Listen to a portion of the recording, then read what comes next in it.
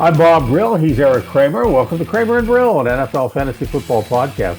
Each week, my co-host, former Bears and Lions quarterback Eric Kramer, and myself delve into your fantasy football choices. Hopefully, we'll give you some tips to lead your team to victory.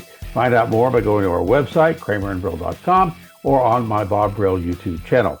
Now, recapping how we did last week, what a week Josh Jacobs had, and we both liked him, so that was pretty good. Over 50 fantasy points, 229 yards, 2 touchdowns, set some Raider records. We both liked Brian Robinson, who had 105, but neither of us liked James Conner, who only rushed for 100 as well. Most of the top running backs had off days.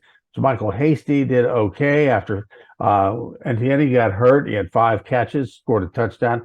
Zeke Elliott also had a good day with 92 yards and a touchdown. Tony Pollard had the off day for the Cowboys. And, you mentioned Josh Jacobs. I think he came into the game the third leading rusher, has had a quiet, good season, and then I think ended the game as probably the NFL's top rusher, and just went. I think he set some Raider records, too. What's that? I think he set some Raider records, too. Very well could have. And I think the guy that we had mentioned coming in here, because Melvin Gordon was no longer a Bronco, was Latavius Murray was going to go off, and he did. Had a nice day, almost went for 100 yards, I think 92, didn't get in the end zone. And then the guy that you've been touting all year, the Panthers running back, Donta Foreman, also continued a great year, getting 113 yards. He didn't score either. And you mentioned Etienne with the injury. And, of course, the guy who there in Jacksonville stepped up big was Trevor Lawrence, who ended up the game with over 320 yards passing, 3 touchdowns. And then in New York, if Mike White makes the Pro Bowl now as a quarterback, he can thank the Bears. They should get an assist on that. Exactly. Allowing him easily to get over 300 yards passing and 3 touchdowns. And by now, we all know what a great season former Ohio State receiver and now rookie NFL receiver Chris Olave is having for the Saints. Nobody knew anything, least of all me, about Garrett Wilson, also a rookie Ohio State receiver. Went off for 95 yards, those 315 yards by Mike White, and a couple touchdowns. Got in the end zone, looked great doing it. And so, there was a couple guys for sure that went off that really nobody saw coming. Yeah, that's for sure. And there's a couple guys that you mentioned in there quietly just progressing. There's even Mac Hollis. Mac Hollis had a good day for the Raiders, and he's been up and down, but he's starting to pick up the slack too. And this is the week we see the return of Deshaun Watson, quarterback in the Browns. They already said he's going to start, so we have to see where that goes. Darrell Henderson is now a Jaguar. Sam Darnold is back. You may remember I said Melvin Gordon wouldn't be unemployed very long. He ended up signing with the Chiefs. Evidently, Andy Reid felt the need for another running back, and he's an experienced guy, even though he coughs up the ball a lot. We'll have to see how that plays. But you don't think he's going to be there very long, right? Well, if you look at who's playing now, right, it's Isaiah Pacheco, this rookie running back they've gotten from Rutgers, and he is, to me, the most, I'd say he's the fastest, if not Tony Pollard. He runs the hardest. And, he sprints once you tackle him back to the huddle. And so the opposite of that is Melvin Gordon. And so I don't think that's going to work out real well, but we'll see. And I think to get back to who you mentioned, Deshaun Watson, an interesting set of circumstances that had him out and now has him coming back. And then what's nearly been a 2-year layoff. And I think we can all see now during the season, the centerpiece of this offense really is the passing game as much as it is Nick Chubb, who, if it's not Josh Jacobs, Nick Chubb is the best NFL running back. And they've got an excellent run-blocking offensive line. And I think what Deshaun Watson immediately is going to bring is kind of what Justin Fields brings to the Bears offense, and that's the running component that's been lacking while Jacoby Brissett's been back there. But he's also, over time, has shown himself to be a much better pocket passer than Justin Fields has ever even dreamed about being. And so I think the potential is there, maybe not in the first week or two, but the potential is there, I think, for Deshaun Watson to get back into form and be the Browns quarterback that they've not had maybe ever. Oh, they better make sure he's healthy and ready to go. And I know he's healthy, but they better make sure they do everything they can to make it easier on him to succeed, because for $230 million and a lot of it guaranteed, if not all of it guaranteed, that's a lot of franchise being spent there. It is, but I don't think anybody can argue. You can't argue what Deshaun Watson has done on the field. It's his off the field exploits that got him in this hot water. So I think if he can just, maybe he can't, but if he can somehow contain himself once he leaves the building, he'll be all right. And I don't want to sound like I'm defending him, because I'm not. I think what he did is despicable. And I really can't believe he's still playing. I can't believe the Browns paid him all that money. But they did. And what they're going to get in return, I think, is down the line, a great quarterback. It's just that, he's socially or the social norms that he's gone outside of right now make him a big liability, potentially. Let's look at the quarterbacks. You mentioned Mike White stepped up to lead all quarterbacks with super days. We're adding in Mac Jones, who had a great day, Josh Allen, Kirk Cousins, Justin Herbert, Derek Carr, who I dissed last week, and he came back and had a strong week. So just an unbelievable week for guys who maybe you weren't expecting to have great weeks. They just did. I mean, Mike White, Mac Jones, and Derek Carr, all three of those guys. Yeah, I mean, if you cut the game off the first quarter, Trevor Siemian could have been in there. It's just that they had the other three quarters that didn't look so good. But I'm going to highlight here a quarterback and receiver combination along with a tight end who I think is exceptional. First of all, you got the Bengals quarterback, Joe Burrow, has now been officially back in the driver's seat for several weeks. So we all know his favorite receiver is former fellow LSU Tiger Jamar Chase, who's now hurt. And so in steps T. Higgins, with the embarrassment of riches that team has at all positions now. T. Higgins goes off for 114 yards and a touchdown, and just dominated that Titans secondary, who's pretty good. And then you've got not only Joe Burrow and T. Higgins, but the tight end I want to highlight is Dalton Schultz, who I am in love with. He went off for on Thanksgiving Day, feasted in the Giants end zone twice. And that's what everybody fantasy owner-wise looks for in a tight end, is getting in the end zone.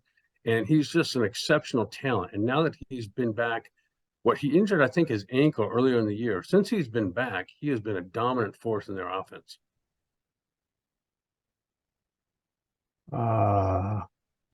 You said Dalton Schultz. I think for the Cowboys, yeah. You were talking about the Bengals. At first I was.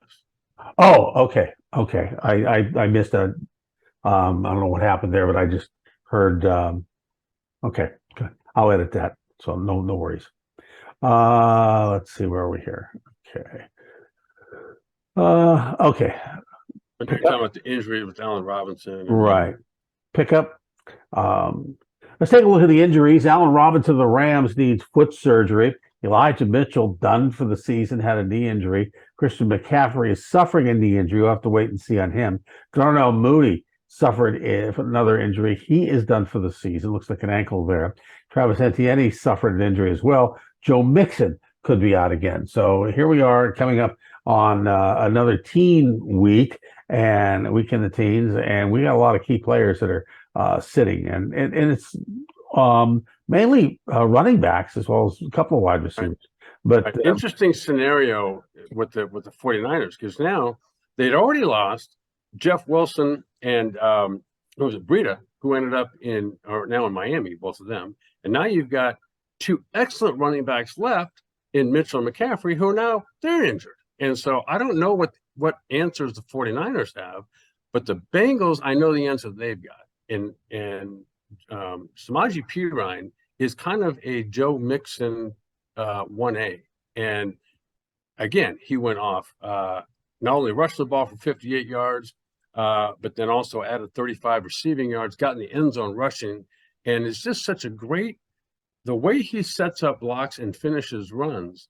It's kind of like watching Joe Mixon all over again. And so I don't know, is Mixon going to be back this year? Is it a season? Not sure. He was out last week, and he's still hasn't. I haven't seen a designation as questionable this early in the week, but he may well be out again. Well, I'm just thinking as I mentioned earlier, You got T. Higgins. First, it was Jamar Chase goes down. No big deal. Higgins steps up. When Jamar Chase comes back, they're going to be that much better. Joe Burrow is at the top of his game. If Joe Mixon comes back, you combine him with Samaje Perine. And this, like, if you're a remaining team on the Bengals schedule, buckle up. And for Mixon's in the concussion protocol, so it's not a physical So injury. at some point, right? So he'll probably be back. He may be back this week. We'll have to wait and see later in the week when we hear the numbers. All right, let's get to the games. First of all, Cardinals and Panthers. They're on a bye this week. Only the two. We had no teams on a bye last week, Thanksgiving week, but now we have two. So Cardinals and Panthers, those are two teams you're going to have to sit players on. Take a look at Thursday night, Bills and Patriots. I'm not jumping on the Mac Jones bandwagon against the tough Bills defense, at least not yet. But I am sold on Ramondre Stevenson. Bills, I'm still good on everybody here. Well, as you mentioned, the Bills, who can't stop the run on defense, I think Ramondre Stevenson is a great pick. And then the Bills offensively, is there a better dual threat quarterback right now than Josh Allen? Because he ends every game as the leading passer, obviously, and ends up pretty much every game as the leading rusher. And gets in the end zone in both. And so you can't go against him. Stephon Diggs, Gabriel Davis, whoever, pick either one or both if you have them. And you're right. I think the Bills right now, and then they added the running back. I can't remember his name right now, but he scored a couple times, Singletary. And so, yeah, I mean, it's the Bills are kind of like the Bengals offensively. I mean, they're just dominant. Josh Allen sort of reminds me of Bobby Douglas with an arm. And a decision maker. Yeah, exactly. Sunday, we have the Steelers and Falcons. After a tough loss to Washington, I'm really not sold on anyone for the Falcons except for Patterson. Steelers looking better, but still no one to count on for a start. Although, here's a tip for you. Benny Snell is available. He's definitely worth a stretch run pickup, especially if Najee Harris misses time due to that abdomen injury that he suffered on Monday night. Well, again, here, you're the Steelers expert, and there's really nobody. They won the game against who was they played last night? I forget, but they played the Colts. They won right against the Colts. Neither team had anybody go off offensively, and so yeah, I'm with you. There's really the Steelers are so young. Well, obviously a quarterback, and then now with Najee Harris going down, yeah, I'd stay. There's really nobody on either team I'd jump at. Broncos and Ravens, Latavius Murray is the only Bronco worth trusting. On the Ravens side, Josh Oliver, who started in place of Likely, who was hurt, and Mark Andrews. They're both decent guys to consider. Mark Andrews, obviously. Lamar Jackson, statistically, is worth a start. I'm not so sure if you were betting the game, I would bet on him. So, well, the fact is, though, they are playing the Broncos, who nobody saw them as the worst team in the league, but they're kind of playing like it. They are. So I would take everybody you mentioned on the Ravens, we all know Mark. It's just a matter of time before Mark Andrews goes off and repeatedly goes off. So this would be a great week to start him. Packers and Bears. Bears just watch the injuries. If Fields was good to go, then go for it. Packers, not much here either. I'm not really sold. And there's a chance that Aaron Rodgers isn't going to play. So Jordan Love steps up. And, you know, if you need a quarterback this week, he might be, if he is going to play, might be worth a shot. I would start him. I mean, especially if I have one of the two teams that are on the bye, Cardinals and the Panthers, neither quarterback you're going to start, I don't think. But if you are in need of a quarterback, then Jordan Love, in my opinion, is worth a start. Because he looked very good coming in for Aaron Rodgers. Now he's got a full week to prepare, and they are playing the Bears, who are horrible defensively. Got three players hurt in the secondary, which is Eddie Jackson could potentially what looked to me to be an Achilles tendon tear, and then Brisker and Kyler Gordon are both on the injury concussion protocol.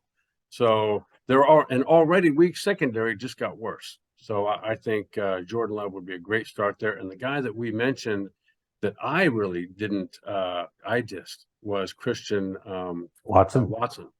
And here he goes off for another touchdown thrown by Jordan Love. And so the speed there matches up for me. Christian Watson is now turning into the guy they thought he would be when they drafted him. And so there's two players right there with the Packers who I would consider starting. Justin Fields, I'm hoping will be out because the injury he's got to his left shoulder, there's no reason to rush him back. And they've got the bye coming up as well. So I don't think you're going to start. I don't think the Bears would start Justin Fields. And even if they did, he's potentially, I think, the only guy you would start. And now that he's not, there's no Bears player for me to start. Jaguars and Lions. Trevor Lawrence is solid now, along with Zay Jones, and JaMychal Hasty is solid. So watch the injuries in front of him. Long day for Jamal Williams, but stick with him and Amon-Ra St. Brown. Yeah, I would say that's great. I think the Jaguars are kind of that team where, they have thoroughly destroyed the Chargers earlier this year, Trevor Lawrence specifically, but then vanished for a while. Didn't really didn't have any horrible games, but didn't really stand out until this past weekend. And so I think the Jaguars offensively, which would include Lawrence and Zay Jones, there's potential there to start them because the Lions defensively have not been good. And so I think as far as the Lions go, I agree with you. Jamal Williams is a touchdown machine. When they get inside the 10-yard line, he is the guy. And so, it's really a matter of receiver-wise, is Jared Goff going to show up and play a game where receivers can respond? So I don't know the answer to either one of those questions, but I would definitely stick with Jamal Williams with the Lions, and I think Zay Jones as well for the Jaguars. Browns in Texas. I'm high on Kareem Hunt this week, as I think he's a showcase. And he looked good last week when he came in. He looked fresh. He hit the holes really quick, and he looked very fast. Also, it's a good time for Deshaun Watson to return because they're going to play Texas, which means on top of that, you're going to bench any Texan. I wouldn't even look at anybody on the Texans this week. Yeah, and I think, as you said, with Kareem Hunt, he looked good. But the guy that I'd go back to, the centerpiece of that offense every week is Nick Chubb.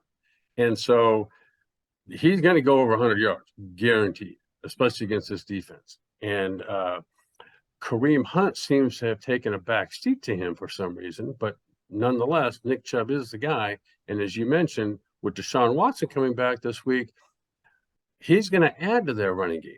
And so I think that, to me, the centerpiece of the Browns' passing game is actually David Njoku.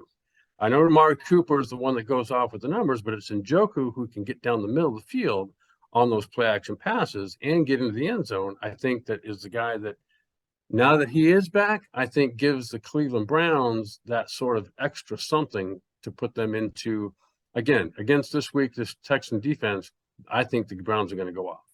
Jets and Vikings. Well, there's a new quarterback in town. Mike White, Garrett Wilson, and Ty Johnson, I think, are all solid teammates. On the Vikings, always start them if you have them, and especially Hawkinson, who seems now to found that home. He's found that rhythm and had another good week this week.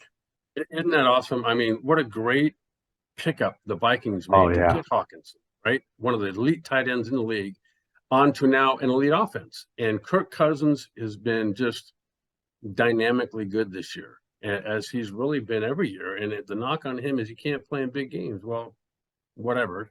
He's played great this year. And I think, Justin Jefferson is really in a class by himself this year, receiver-wise. And then you add, again, Hawkinson to that. Dalvin Cook, who did not have a great game running the ball wise last week. Obviously the Jets defense is special, no doubt. But I think that the Vikings offense is also special. And coming off the game they had, where just Dallas destroyed them a couple of weeks ago, I think now the Vikings are back in the saddle again. Commanders and Giants. I'm going to go off here because don't sell the Commanders short here. I really like pretty much anybody on both these teams. I mean, and they're teams that, obviously the Giants have some key players that, Daniel Jones and Saquon Barkley that have been good all year. And the Commanders have been iffy, but I really like everybody on these two teams this week. And I think the interesting story here all year has been Taylor. Is it Taylor or Tyler Henneke, right? Yeah, Taylor Heineke. Taylor Henneke, the quarterback Heineke. for the Commanders, who has he wouldn't be playing right now had he not really stepped in and done phenomenal, because the guy sitting on the bench behind him is Carson Wentz, who's healthy. And Tyler Henneke does everything necessary for the Commanders to win games, who are now on a winning streak and have a winning record, and are actually headed for the playoffs. And now with what everybody considers the NFL's toughest division. And then, like you said, the Giants, Daniel Jones and Saquon Barkley. Daniel Jones, every single week, has played well enough to have been starting him fantasy-wise. Didn't have a great game last week, but we all can see the improvement he's making. And I think the guy who really needs to step up and is going to be Saquon Barkley for the Giants, because he did nothing last week. And I think he's too good of a player for that to even be a trend. I think he will go off this week against Washington. Titans and Eagles. Titans' Derrick Henry should come back strong, rising to the occasion after a sort of off game. And pretty much anyone on the Eagles I'm good with at this point. So as far as the Eagles go, to me, it all starts and ends with Jalen Hurts, who has just been every single game phenomenal. They put up 40 points last week. He's like Josh Allen. He finishes every game as their leading passer, and a good one, and as well as their leading rusher, and a good one, and gets in the end zone in both ways. And I think that as far as the Titans go, like you said, Derrick Henry is back on track. Didn't have a great game running the ball, but caught that little screen pass that went for a bunch of yards and ended up with a touchdown, despite him fumbling it near the goal line. And I think that Treylon Burks, the big physical receiver who they got to replace A.J. Brown, has actually been these last couple of weeks replacing A.J. Brown in a very similar fashion. He's another person, I think, because of Ryan Tannehill, since he came back from injury, he stepped up in the passing game, and Treylon Burks has been the recipient of a lot of those throws. Seahawks and Rams, DK Metcalf and Geno Smith, both solid along with Walker and Lockett. The Rams, really nobody here. It's like a team that's fallen off the end of the earth. Yeah, and I think what I saw last game, even though they lost to the Raiders, Geno Smith, his decision-making ability now, for the most part, is spot on. And the guy on the outside, you mentioned, DK Metcalf, I saw a play there where he was bump and run coverage versus inside technique man. And what a great patient job DK Metcalf did of setting him up inside and then not running away from him to the sideline, but tightly running next to him, and was behind him in about 3 steps. And that's the kind of player now that DK Metcalf has turned into. Tyler Lockett already was, but not as physical. And then now you've got a great decision maker in Geno Smith. And don't forget about Kenny Walker. This guy's a special running back. And so, like you, the Rams to me offer nothing, but the Seahawks, what the Rams don't offer, the Seahawks do. Dolphins and Niners. Finns look for Tua to keep it going, and for Jeff Wilson to have a strong game for the first time back against his old team. I really always like these kind of matchups where it's like, okay, I got to show myself to these guys. And Niners, Jimmy G is solid here if he's healthy, as are the receivers, but keep an eye on Tyreek Hill, who also has an injury. Like you said, the Dolphins, really an embarrassment of riches. The 49ers, who we thought were in that category, now have lost both running backs. So the guy that I think is going to step up for them, in addition to DJ Samuel, is George Kittle, who somehow people don't realize is probably one of, if not the best tight end, because he's an all-around. Travis Kelce, we know, is phenomenal in passing game, but George Kittle's a blocker as well. Also phenomenal in passing game, fast, big, and that's the guy I think Jimmy G is going to focus on, along with Deebo Samuel.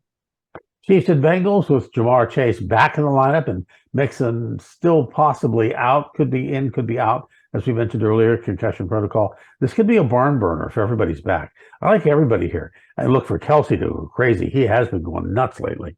And I love Isaiah Pacheco in the slot with Edwards Helaire on IR.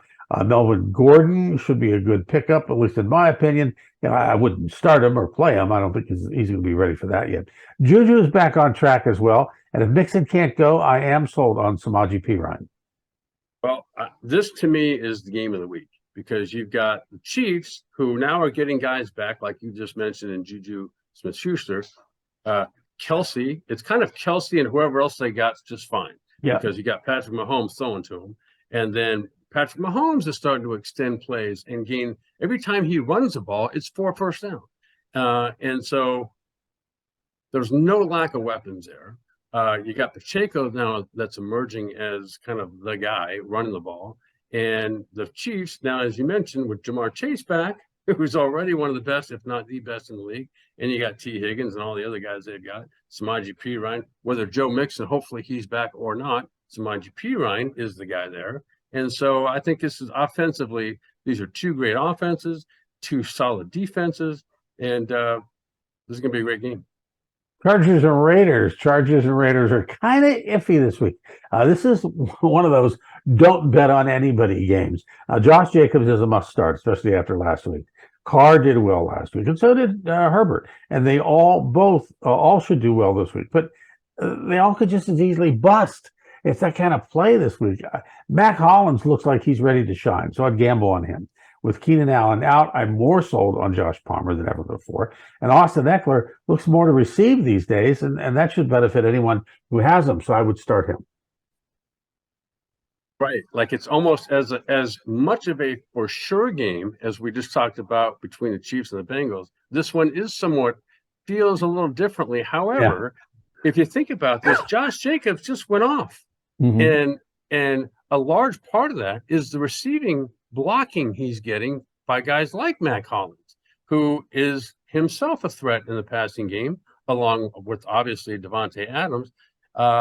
And Carr, even though he did have a great game, did throw a couple of early interceptions. And so, but I too like everybody that I just mentioned with the Raiders, but then the Chargers too. Justin Herbert is now, it's been an extensive period of time since that rib cartilage injury he had.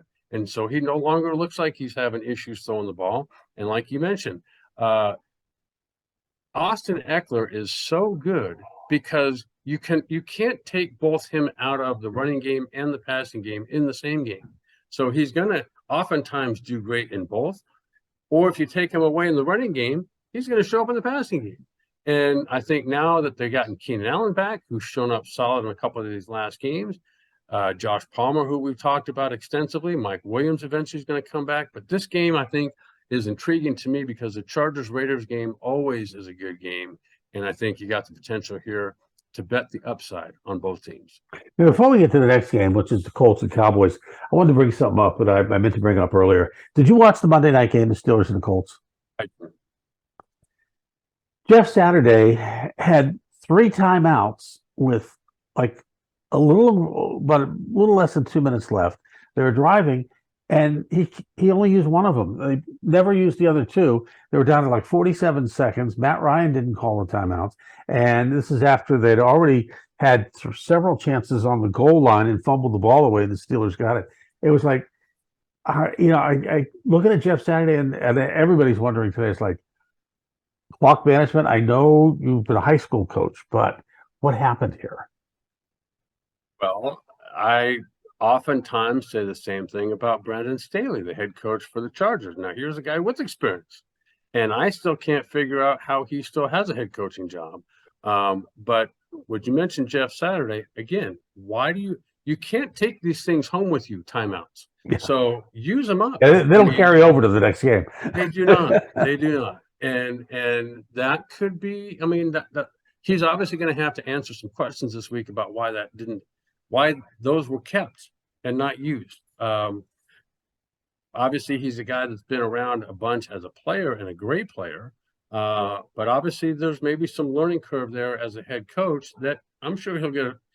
This is a smart guy, Jeff Saturday. And so whatever happened that didn't happen that should have, I think he'll get figured out.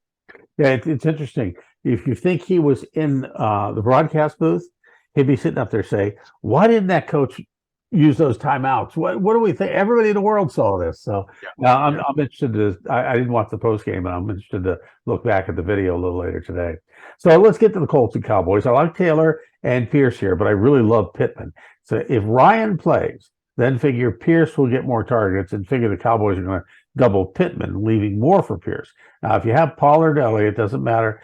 Start them along with CeeDee Lamb, Schultz, and Prescott.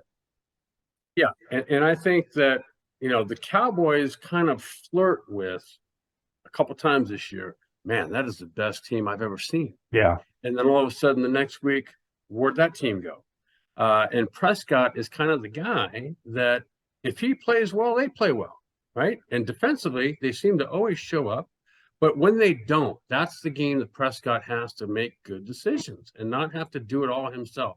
He can't get into, we're trailing now, and therefore I just throw the ball up to whoever. No, make good decisions, be the guy you consistently are, and then everyone around you will, and we're talking fantasy football here, but everyone around you will benefit because of it. And so I think as long as Prescott has a good, solid decision-making day, all the Cowboys will flourish. And like you said, as far as the Colts go, they're kind of iffy right now. And it was interesting, the first game back, or the first game, which was against the Raiders that I was at, where Jeff Saturday debuted as a head coach in the NFL, they were great. Since then, it's kind of a iffy give or take. And so the Colts, like you said, I love Pittman as well. And as a receiver goes, he's big, he's lanky, he's tough to cover. I think he's their main guy. And if Matt Ryan plays, like you said, he will find Michael Pittman. Monday night, Saints and Buccaneers. Saints could be better, and so could Kamara. So I'm not sold on him, but I do like Andy Dalton here and Chris Olave. Chris Godwin and Rashad White are plays here as well for Tampa. Yeah, and that was the one guy that I mentioned because there was a few that could have gone off for Tampa Bay, but he's the one that did, Chris Godwin. And big day. Right. And so I too, like you, think he'll have a great day. And as far as the Saints go, like we've been talking all year, Kamara has now vanished as a running back, both receiving and running.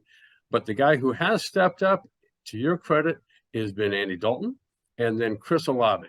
That is the guy that Andy Dalton knows, inside or outside of the red zone. He's special receiver. And there you have it, another edition of Kramer and Brill. Find out more by going to our website, kramerandbrill.com, or on my Bob Brill YouTube channel. For my friend and colleague Eric Kramer, I'm Bob Brill, and we'll see you next time.